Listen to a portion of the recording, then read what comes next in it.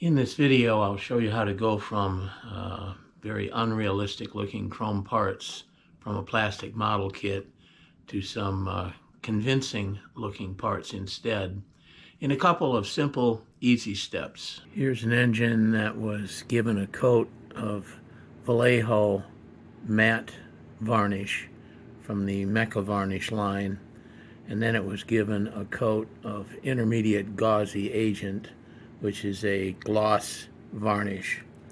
It's knocked out the greasy kid stuff plastic toy look of the chrome and given it a look that I like a lot.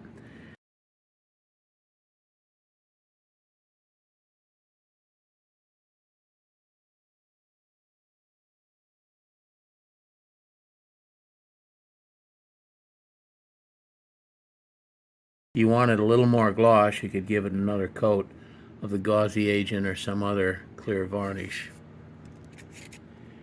Here's another engine that's been given a coat of the matte varnish only. It hasn't gotten any gloss yet. It looks kind of like a nice brushed aluminum.